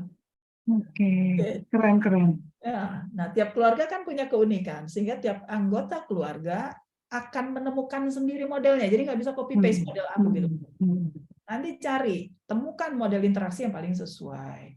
Ada yang lebih nuansa religi, jadi ngasih taunya itu mungkin dari agama dan sebagainya. Sah kok, sah. Ada yang dari dengan kegiatan bersama, misal tiap pagi nih aku punya, mungkin kalau sharing banyak banget tuh sharing-sharing yang sifatnya praktikal ya. Kita punya tuh tiap minggu itu adalah jamnya olahraga gitu loh, bakal pagi. Jadi ada aktivitas tenis tuh bareng gitu. Dan itu bapaknya dianya sama si kakaknya gitu. Dan till now dia akhirnya waktu di Bandung juga jadi tim tenis. Sampai sekarang alumni juga jadi tim tenis, padahal dia waktu itu tenisnya nemenin si kakak gitu. Betul. Kakak tenis dalam rangka terapi kan gitu. Jadi menambah skill ya. Nah, betul. Dan sekarang dia mungkin blessing, dia mungkin berterima kasih sama kakaknya gitu. Kenapa dia kemudian pilih tenis. Nah, itu benefit for me-nya itu ya. Yes. Baru dipetiknya ya nantilah. Tenisnya kan bareng-barengnya masih usia-usia masih kecil waktu itu SD. Dia juga rada gitu panas dan sebagainya. Tapi alhamdulillah. Karena ikutan league kan lagi happening lagi tuh tenis. Lagi hype ya. Iya, betul. Itu dia mau tuh ikut lega di mana, pulang kantor dia main bareng di kawasan tengah sana gitu. Ya, jadi berbuah ya tadi benefit lah buat dia. Betul. Ya, silakan temukan stylenya sendiri teman-teman. Ada yang suka masak bareng ya, ayo masak bareng lah, gitu ya. Nah, di sesi ini juga saudara kandung diajak mengenali harapan dan ketakutannya, menentukan derajat tertinggi dan terendah. Jadi mereka diminta untuk mengukur sendiri kondisi mentalnya. Jadi ada self assessment. Oh, saya kayaknya udah lebih banyak nih ketakutan. Oh, harapan saya udah mulai nggak bisa saya dapetin dipenuhi gitu ya. Nah, itu dia jadi mengenal kapan dia sudah berada di titik tidak puas atau tertekan. Jadi sebelum terjadi depresi tadi, itu dia sudah bisa punya kemampuan untuk mengukur. Udah waktunya nih mungkin saya perlu datang gitu ya, dibantu sama profesional dan seterusnya. Ya. Nah, di sini juga mereka ditelusur nih hal positif negatif termasuk minat bakat dan talenta. Karena bisa jadi kita terabaikan gara-gara fokus terapiin kakak atau adik gitu kan. Dianya sendiri si saudara belum diminat bakatin. Ada yang ujung-ujung baru kelas 12 gitu kan. Ya kan? Karena dianggap nggak ada problem gitu. Jadi nggak pernah diukur. Sementara kakaknya atau adiknya tadi diukur terus ke psikolog gitu kan. Ini malah belum. Ya, jadi ini justru di sini nanti dia ada session itu juga gitu. Harapan tadi diwujudin dalam bentuk dia pulang nanti jadi punya. Oh iya nih, ya ada kalanya pulang dari situ tuh dia jadi dapat satu bayangan saya akan kemana. Salah satu klienku itu ada fasi kakak akhirnya pilih untuk kedokteran dan rencana mau ambil psikiatri anak. Begitu ditanya, apa sih motivasinya? Ya kembali tante kan aku punya saudara nih, adik aku kan, nah gitu. Adiknya apa waktu itu? Adik-adik perempuan. Tapi ya Allah telatennya, jadi dia punya sepupu satu lagi tuh kebetulan sepupunya bipolar. Dia nemenin itu luar biasa. Terus dia tanya sama aku, tante kalau tante Dela lihat ini diagnosanya apa tante? Jadi apa ya? Jadi bahan buat belajar sama dia gitu. Betul. Ini obatnya kan dikasih 2 nih Tante Dela tadi ngasih obatnya yang mana? Ini aku kasih yang kan dia ada merah biru ya, kalau bipolar kan dua obat itu. Ini dia mau yang satunya nggak mau nih nak. Nanti aku coba deh gitu. Ya. Positif gitu. Dia ngelihat kasus dan saya pikir ini bakal sukses kalau jadi psikiater ya. Karena dia ada mau talking cure gitu ya, ngobrol yang bisa ngobatin orang gitu loh. Bener loh teman-teman. Seriusan. Buat saudara kandung ini mah banyak gitu loh proses belajarnya. Ya. Nah, sesi edukasi juga nggak hanya memberikan wawasan tentang kondisi gangguan dari saudaranya, ya, tapi juga how to manage, how to help. Jadi diajarin caranya berkomunikasi sama teman yang saudara yang autistik, cara interaksinya, bagaimana mengetahui bahwa mereka itu udah minta tolong, ya. Dan ketika dia tahu pelajaran tentang gangguan itu sendiri itu ada di kepala mereka, ini akan bantu, oh pantesan jadi gitu. Dan kecemasan mereka pun ketika diukur ternyata turun setelah paham. Ya. Jadi pelajaran yang kayak kita dapat tuh tentang apa itu ADHD, apa itu ASD, itu mereka juga dikasih tuh. Dan bagaimana cara ngomongnya, misalnya tatap mata. Misal ya, contoh nih, kalau aku kembali lagi ingat dia. Abang, gitu dia panggil ya, suaranya agak dikencengin gitu. Lihat aku, gitu ya. Jadi masih kecil ya, lihat aku. Abang, lihat aku, gitu ya. Nah, jadi dia ngikutin gitu, apa yang kita dapat. Kebetulan saya juga kan les ya tentang behavior modification. Dua-duanya Bapak Ibu tuh ikutan. Nah, ketika kita lagi transfer pengetahuan atau keterampilan kita ke si abang, dia kan ngelihat. Oh, terus dia tuh juga niru gitu loh, Pak. Cara dia ngomong sama abang tuh dibikin firm gitu ya. Abang, lihat aku. Enggak, kalau abang nggak lihat aku nggak mau. Gitu. Jadi udah gayanya orang di mod gitu loh. Modification. Ya, gitu. Terus kemudian ini, dia akan menembus ruang lingkup yang lebih luas, saudara kandung, dengan tidak ada lagi rasa cemas. Ya. Di sesi penutup ini mereka diminta untuk menceritakan apa ya yang kemudian mereka rasakan. Di sini confidence-nya udah menjadi lebih baik, ya, dan mereka sudah nggak lagi banyak menceritakan tentang hambatan. Ya, lebih banyak menceritakan tentang dia pingin apa yang dia lakukan itu kemudian dia maknai akhirnya jadi positif tadi itu. Itu deh. Wah, keren banget. Saya sampai nunggu terus. Ini apa berikutnya? Slide berikutnya apa? Alhamdulillah, keren banget ya tadi ya. Tapi betul tadi kata Mbak Dela di awal. Jadi kalau mau menjelaskan ke anak juga harus dapat benefit apa ya dari situ ya. Gitu. Oke, keren. Ini memang berdasarkan pengalaman real dari Mbak Dela sendiri dan bisa ditularkan ke klien-klien, parents ya, untuk ilmunya diteruskan. Dan sekarang nih di seminar atensi di-share juga nih ilmunya Oke, Mbak Dela, keren. Kita boleh masuk ke sesi tanya jawab, Mbak Dela. Oke, boleh. Nah, ayo saya mau ngajak Ibu dan Bapak, monggo, mumpung ketemu dengan Mbak Dela, gitu ya, ahlinya, yuk silahkan. Kalau mau bertanya langsung, silahkan langsung di-unmute saja, atau kalau mau bertanya lewat kolom chat juga boleh. Nah, sekarang sebetulnya kalau anak Mbak Dela udah gede-gede ya, udah kuliah dua-duanya ya, Mbak Dela ya. Dan pada kerja dua-duanya. Udah pada kerja, kebayang perjalanannya dari kecil sampai sekarang itu dinamikanya luar biasa. Ya, monggo ada yang mau bertanya langsung juga boleh, langsung di-unmute saja. Ini Ya. tadi saya coba baca di ini sih.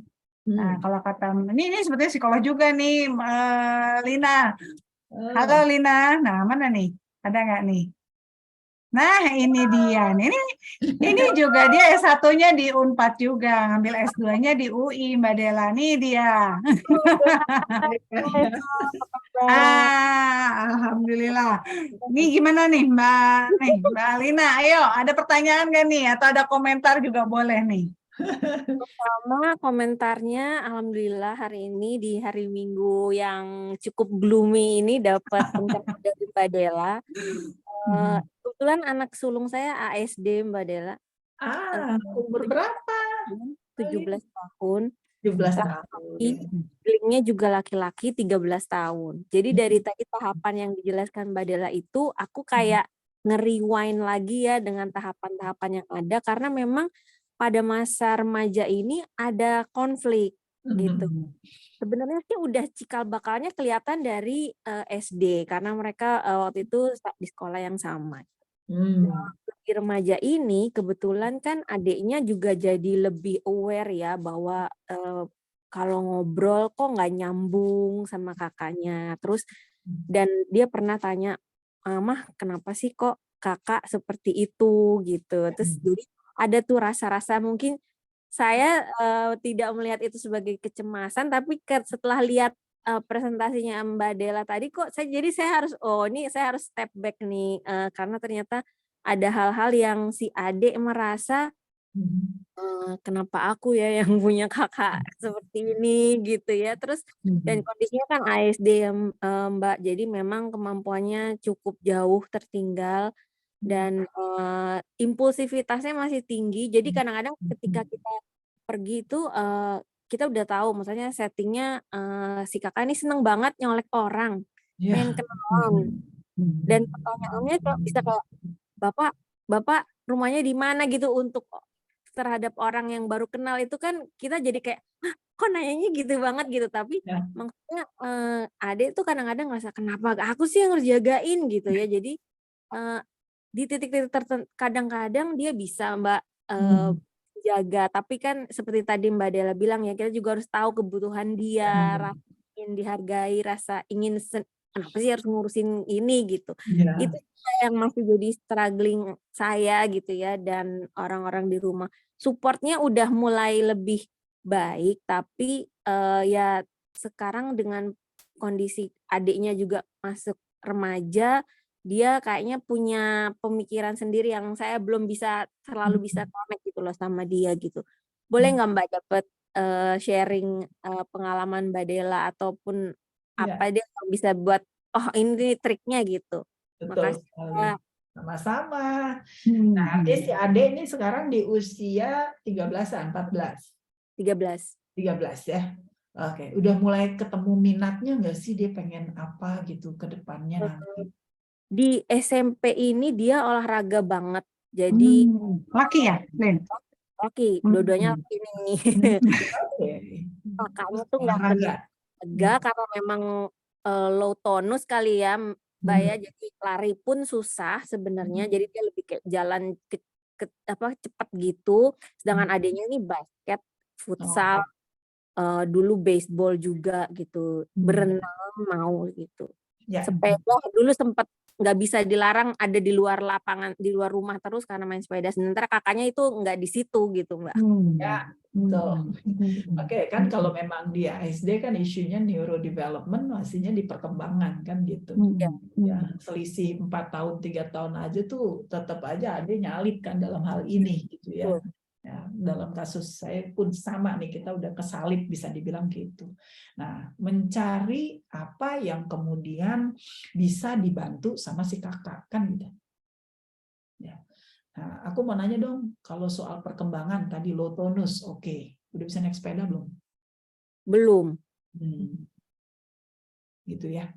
Jadi kelihatannya memang masih ada isu terapi fundamentalnya nih, ya kan? Keseimbangannya ya. Yes, terapi fundamental. Terus kayaknya di penguatan fungsi eksekutif gitu ya, khususnya yang melakukan sesuatu dan sebagainya. Nah ini sebenarnya kalau si abang yang si Ade nggak akan sabar tuh, karena kan dia sendiri tipenya gerak cepat gitu. Betul. Tapi udah pernah nggak sih dia naik motor misalnya si kakak goceng di belakang? Oh sering. Nah, Oke. Oh, tapi bukan sama adik ya. Ya. sama Maksudnya dulu teachernya, guru pendampingnya itu sebenarnya tiba-tiba gini, Bu, saya mau ajak dia Jumatan di luar sekolah ya, katanya gitu. Terus Pakai motor. naik motor tuh. Iya. Enggak juga Mbak Della, maksudnya kan kita nggak tahu ya anak ini dengan exciting. Jadi memang anakku yang besar ini seneng banget kalau untuk naik angkutan umum, naik angkot, KRL, naik MRT, naik kendaraan umum seneng banget gitu. Betul. Naik motor juga gitu. Jadi ya dia sih happy gitu pergi meskipun nggak jauh ya dari sekolah ke masjid di sekolah, tapi seneng gitu. Intinya ketemu orang seneng ya, Lin ya. Sedang suka explore tadi, termasuk menjawil orang itu sebenarnya aku melihat itu berita baik. Walaupun di situasi yang kita nggak bisa kontrol ya, kadang-kadang emaknya nih lagi riweh ngapain dengan pelajaran terus dia colek tak gitu. Ya, prediksi ya. Iya. Jadi lebih setelah masa pandemi ini dia kan terbatas ya pergi-pergi kayak dulu lagi gitu. Nah terus dia tuh kalau udah capek pergi, pengen duduk atau apa, dia mulai bertingkah gitu. Saya mempersiapkan ini dia udah capek nih. Oke kita harus ngapain? Jadi harus baca banget situasinya si kakak gitu. Iya betul. Nah ini yang kayaknya sudah bisa mulai transisi dari dia tadinya passive agent, mulai diaktifin nih si kakak nih, mulai lebih aktif. Kayak tadi nyolek, oke dia artinya aktif, inisiatif kan nyolek. Cuman nah feedback abis itunya, kakak barusan kan kakak tercolek gitu ya si Ade nih, kak ya sapa dulu, halo. Nah jadi mungkin mulai masuk ke part di mana dia komunikasi, karena kan autistik itu di komunikasi itu PR. Ya. Dia pingin udah mulai mau gitu bersentuhan dengan sosial, itu bagus banget sebenarnya. Cuma jalan masuknya dia langsung action. Iya betul. Nah, ini sebenarnya kakak nih bisa nih, ya kakak. Kenapa kemudian sebaiknya si Ade ya diajak menjadi ininya nih, menjadi pelatih social skills-nya. Karena dia udah punya harga diri. Jauh lebih nerima kalau sama adik seumuran daripada sama kita. Iya. Ya, dia udah mulai nggak patuh tuh. Kalau sama kita udah mulai nggak patuh. Karena dibalik keterampilan dia yang masih perlu PR, masih banyak PR ya, dia sendiri udah ngerasa gede gitu loh. Iya. Jadi dia udah nggak mau lagi diposisikan pasif yang dia cuma ngikutin orang lain gitu loh Pak. Jadi akhirnya betul. Ya, kejailan ini tuh satu bentuk sinyal ke kita bahwa hello, aku udah bisa nih gitu. Iya betul. Artinya nggak mau diperlakukan seperti anak kecil lagi ya. Nah, makanya si Ade juga bilang tuh sama si Ade gitu ya. Dek gitu ya.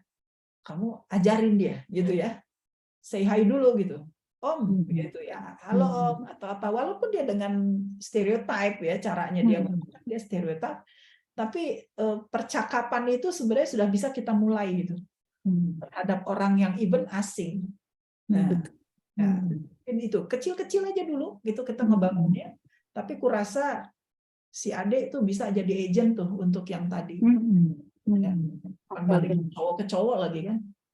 Iya. Gitu. Aku tadi sempat pas ada sesi atensi ini aku juga bicara sama suamiku kan, ini bagus nih ada info tambahan buat Ade gitu. Kebetulan si Ade ada di situ. Oh, oke. Dia mukanya gini, katanya gitu langsung. Pokoknya lucu bisa maksudnya yang kayak kenapa gue lagi sih? Gitu ya. Aku lagi gitu. Namanya siapa sih? Bapaknya Satria, adenya Arka. Adanya siapa namanya? Arka Arka. nanti. Arka, kalau Arka dengar Tante Dela. Halo. Tadi kamu dengar nama aku nggak sih, Kak? Ya, Tante Dela tuh sebenarnya tuh butuh banget orang-orang kayak kamu tuh, karena nggak cuma buat si Kakak Satria, kan lakuin itu sama siapa aja, Nak. Terus terang itu kamu udah lebih satu step di atas teman-teman kamu untuk urusan komunikasi. Itu Mbak Dela yang dia merasa dia berbeda ya, maksudnya kok kakaknya temennya nggak kayak Kak Satria gitu. Terus terang memang Arka ini yang membuat Satria sedikit bangun ya, waktu usia Satria 4 tahun kan adiknya lahir, di usia berapa bulan tuh Satria tiba-tiba nanya, adik mana gitu. Saya itu mau nangis loh Mbak Dela mendengar kayak gitu. Bisa sampai merinding, Lin. Makanya sama. Pulang sekolah dia tanya, adik mana gitu. Maksudnya dari dia bisa bicara itu dia tanya mama mana, papa mana ya, tapi adik mana tuh kan dicari. Ada kerinduan ya di situ ya. Benar. Waktu mulai ya puber kayak gitulah ya, si Ade mulai apa sih gitu ya, kenapa kayak gitu. Saya terus terang dengan slide-nya Mbak Dela tadi, itu saya dibangunin juga Mbak Dela bahwa, hey lihat deh, ini tuh kebutuhan si Ade itu lain. Karena saya mungkin pun harus ada jadi backup-nya saya sama Bapak ya, untuk bisa bantu Satria. Tapi ternyata nggak bisa gitu ya Mbak Dela ya, kita harus siapin Ade ini, saya cuma berpikir bahwa mereka kan cuma berdua gitu loh, mereka harus bisa bekerja sama dan kadang-kadang mungkin nggak nyampe gitu yang saya pikirkan ke dia, menyampaikannya juga mungkin masih salah gitu. Itu yang saya akan coba pelan-pelan sedikit tapi konsisten supaya mereka saling bantu lah gitu. Kakaknya juga tahu bahwa dia butuh adiknya, karena kakaknya jadi gini, mau nggak pergi sama adik? Enggak, katanya gitu. Kenapa katanya? Adik itu suka kadang-kadang gitu loh, dorong. Sakiti gitu kadang-kadang ya. Jadi saya bilang jangan dibully dong kakaknya gitu ya. Nah itu Len yang dibutuhkan tuh mental health adiknya juga perlu dijaga ya. Iya betul. Jadi saya kebayang sih. Jadi dari dulu Satria tuh bilang nggak mau satu antar jemput sama adiknya. Satria nggak mau sama adiknya karena mungkin dia ngerasa terganggu juga gitu loh. Dia kan memang kurang tapi reseptifnya paham banget gitu kalau gitu. Jadi Mbak Dela izin ya, nanti aku akan explore slide-nya tadi. Boleh banget gitu. Makanya kan ditunggu banget ya program-program Mbak Dela nih, yang salah satunya yang tadi itu bagus sekali Mbak Dela. Yuk kita sayangnya itu di mana tadi? Di luarnya di mana? Di Amerika. Waduh. Kan kita sudah jenuh ya dengan terus saja terapi di dalam ruangan. Sekarang tuh adalah kita evidence based. Kalau emang buktinya tadi mana bukti-bukti yang positif dampaknya ke anak kita, lakuin. Nggak ada yang salah dengan itu.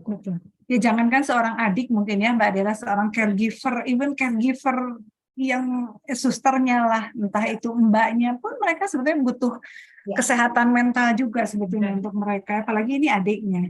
Benar. Ya mudah-mudahan deh ada muncul nih bertelur program baru nih dari Mbak Dela nih. Aku juga kepingin mendengarkan progres nanti ya. Kalau tadi Arka dengar ada Tante Dela di sini sayang, ya Kak, kamu tuh benar-benar loh, kamu punya justru lebih banyak pengalaman dari teman kamu. Kamu harus proud gitu. Nanti tuh Kak, kita di kantor tuh Kak, kamu jadi direktur let's say gitu. Amin. Amin. Sekarang di kantor juga mesti tuh 1% kita ngambil karyawan yang tadi kayak Kakak. Yes, betul ya, betul Mbak. Dan itu sedang bisa managing diversity kayak gitu tuh, itu luar biasa. Ya. Di dunia sudah mulai orang perhatikan itu. Mungkin kalau Indonesia kita belum Kak, makanya mereka jadinya munculnya kayak gitu, masih yang kayaknya ngeledek gitu. Ya, tapi nanti yang dicari justru ya, pimpinan-pimpinan tuh yang bisa diverse, mimpin diverse. Amin, amin. Terima kasih banyak Mbak Della. Oke, thank you so much Mbak ini Lina, thank you so much, ini sharingnya keren banget. Aduh, sukses terus ya dan sabar terus nih. Ini Lina memang psikolognya luar biasa nih. Keren banget ya. Kita sama-sama saling nguatin ya, Mbak Lina. Oke, amin, amin. Kontak-kontak ya Mbak. Amin, ya, sure. Oke, baik, terima kasih Lina. Oke, yang lain boleh, monggo. Mbak Lina, ini sebetulnya saya mau mengingatkan nih, sebetulnya sudah 1 jam lebih, hampir 1 jam 30 menit. Mbak Della, masih ada waktukah atau sudah cukupkah waktunya gitu? Karena saya lihat di kolom chat sih sebenarnya tidak ada pertanyaan. Ya. Atau saya tergantung Mbak Della, monggo. Oke. Kalau saya sih pikir ini kan ada juga nih yang saya punya tadi materi, saya kasih ke Eva ya untuk bisa. Monggo. Nah, dan anytime kalau misalnya nanti ada pertanyaan lewat atensi, aku jawab anytime ya. ya. Oke. Atau boleh sharing Instagramnya Mbak Della mungkin Mbak Della, IG-nya di kolom chat. Iya, karena ini ada yang minta dia ini SMS personal ke saya minta. Nah, semudah ini ternyata.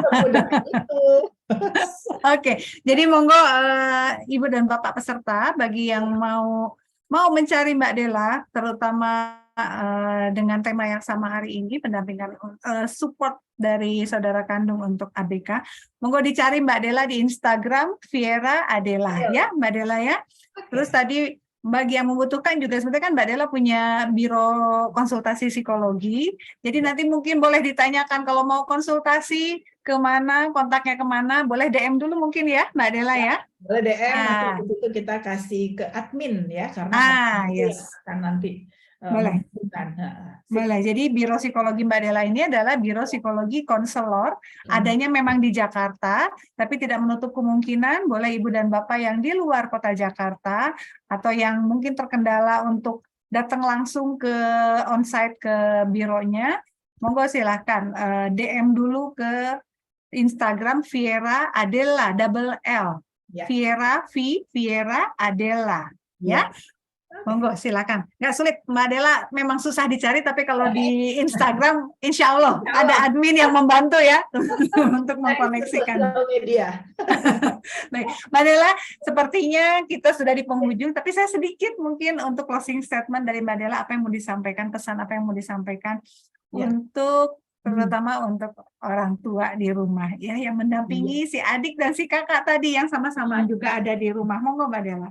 Ya, mungkin ini ada kata-kata yang aku tersentuh nih, karena ada Arka tadi ya, Arka menginspirasi Tante Della nih Kak, bahwa akhirnya ketika kita itu membesarkan seorang dengan kebutuhan khusus, itu tidak perlu kita menjadi spesial. Nah, ya kita tak perlu menjadi special family, tapi justru keadaan itu yang membuat family special. Keluar jadi spesial, kita juga spesial loh. Yes, betul. Lakuin apa yang kamu mau, nggak usah takut. Tapi yang jelas ini semua adalah aset buat kamu hidup. Yes. Dan spesial untuk Arka tadi justru kamu yang spesial. Justru ya, kita ini menjadi family yang luar biasa. Aduh, oke. Terima kasih banyak Mbak Della sharing ilmunya ini benar-benar hari ini saya merinding banget ini dengar cerita dari Lina tadi dari Mbak Della. Mudah-mudahan sehat selalu ya. Terima kasih banyak. Hatur nuhun. Lina juga terima kasih untuk sharingnya. Semangat terus.